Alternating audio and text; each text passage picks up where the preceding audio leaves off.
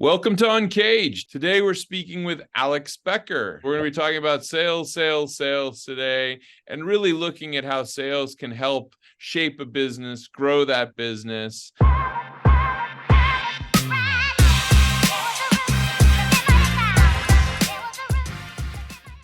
Talking about Alex's career, he's worked in many companies in the space, and hopefully he'll have all the answers for us, Alex. No pressure. But before we get there, tell us a little bit about you and your career.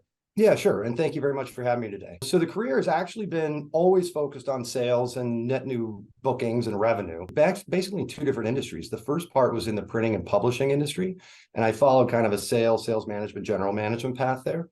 And then made the move into software and technology, and have spent really the last 2 decades there following a similar kind of sales management, general management track, but always on a sales-led growth motion.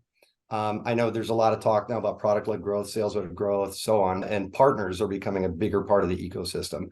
And so I've always been focused on really the direct sales contribution to pipeline and conversion, as well as nurturing partnerships, and then obviously benefiting from what we can on the product or marketing side. But that's where the career has been oriented from the beginning. And, Alex, when you look out in the world, I know what I'm thinking about this year. This year has been challenging on the sales side for a lot of organizations. I would say that I'm seeing some of our customers having decent results, but every one of them has kind of had the same echo, which is, wow, this year's been a slog. Like, it's a lot harder to get to where we said we'd get to. So tell me what you're seeing out there right now. It's interesting. I've had the opportunity this year to speak to a lot of sales leaders in software and selling into, and really tech-enabled services, but selling across industries. So it's really a vertical agnostic conversation. To your point, new bookings are off from original goals and objectives. Most importantly, those sales cycles have elongated. And so if you go back to the beginning of the year, everybody was very excited with these large pipelines, and it looked like Q1 was going to be strong, but in the end, the deals just slowed down. And so, what was, I guess, across the industry, like a 45-day sales cycle, if you will, on average across SaaS, it's now moved into that 65, 70-day cycle. And so that started to create a lot of panic as you came out of Q1 going into Q2. And to your point, exactly, people are trying to figure out what's the next playbook to really get sales optimized.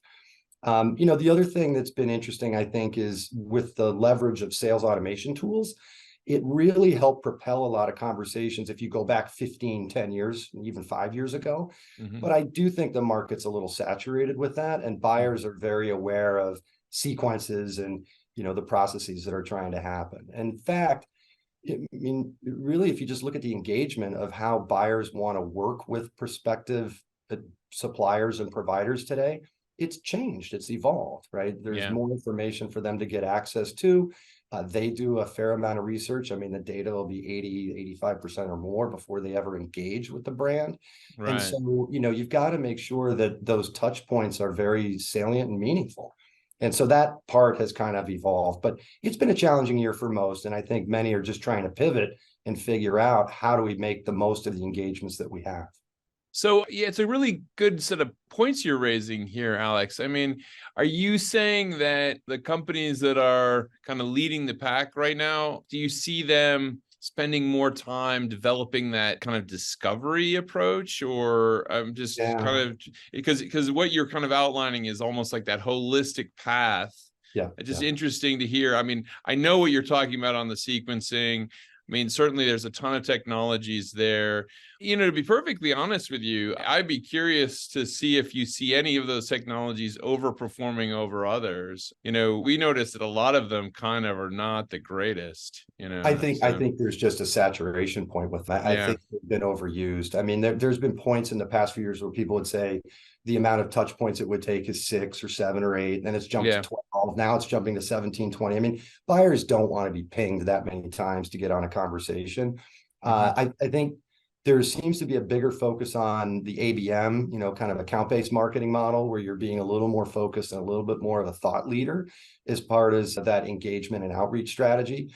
And I think if you're able to bring value to a conversation rather than just, I'm trying to reach you to get on a demo, I think it does provide a little bit more value. I think, that's partly why there's been a lot of companies that have benefited from the PLG growth that are now trying to pivot to the SLG growth, Right. because it is harder, and you have to put a little bit more thought and emphasis behind how you're going to approach your territories and your targets.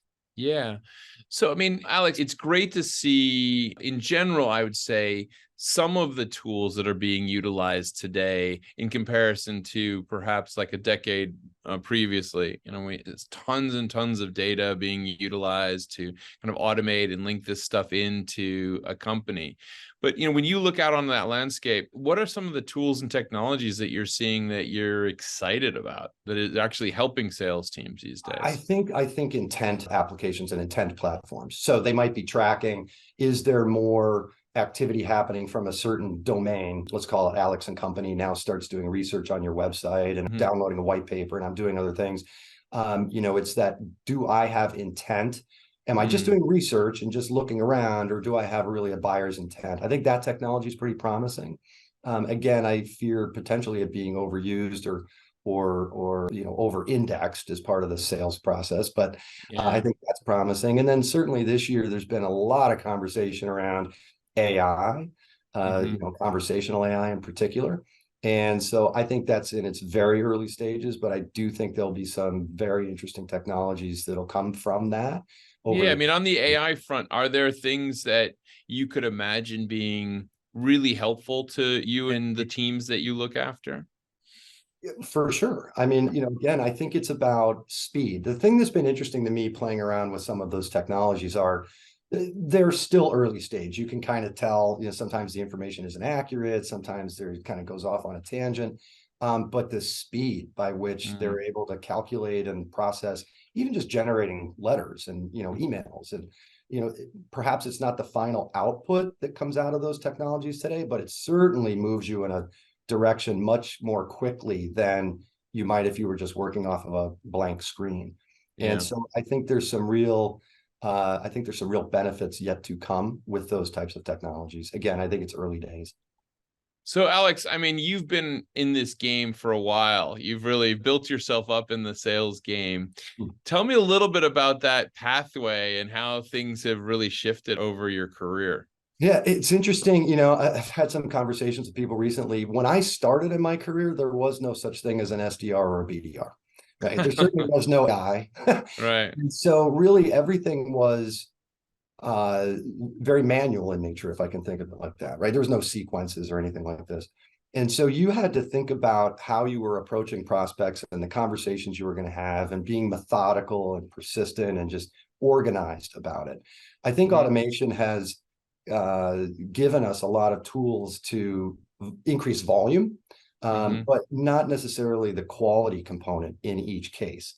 And so what I've started to see is there's a group of companies, right, organizations that are trying to figure out, how do we get back to a sales organization that is methodical, consistent, persistent, thought leaders, and amplify the volume.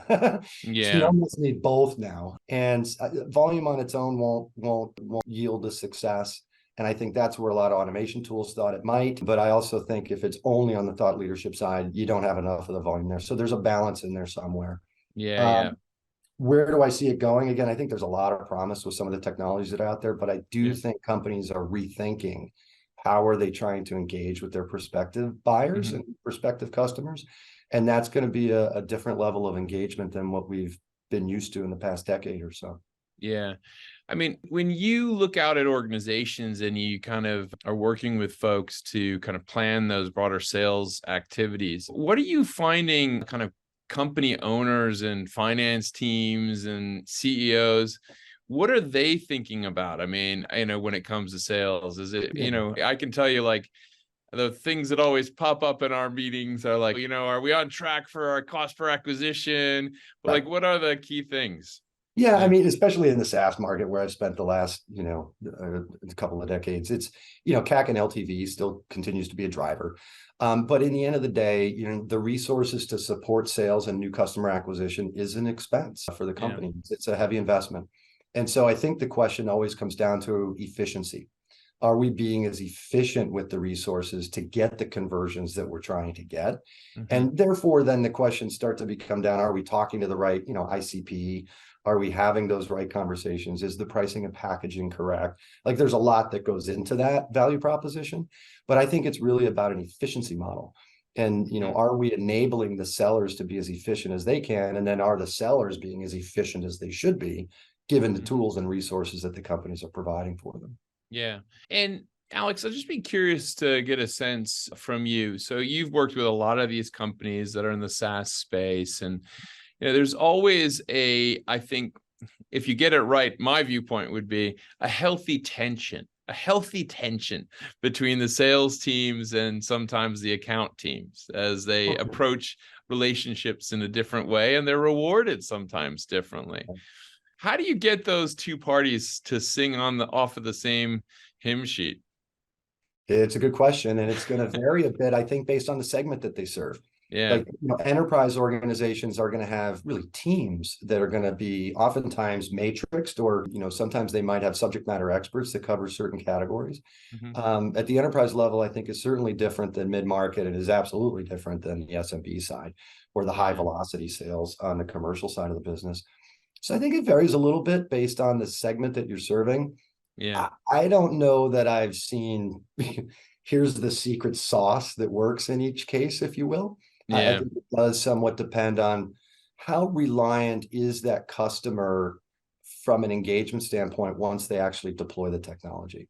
Is it much more self-service? Is it very much white glove kind of support? And that might help dictate the investment that's going to go into either of those groups.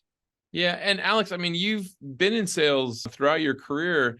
Tell me what drives your passion for this stuff. I mean, it's I think, if someone was to describe sales to me when I started my career versus what it is now, it feels like a different profession almost, it's very data focused now, very, very insights led. So tell me really what drives that passion. Yeah.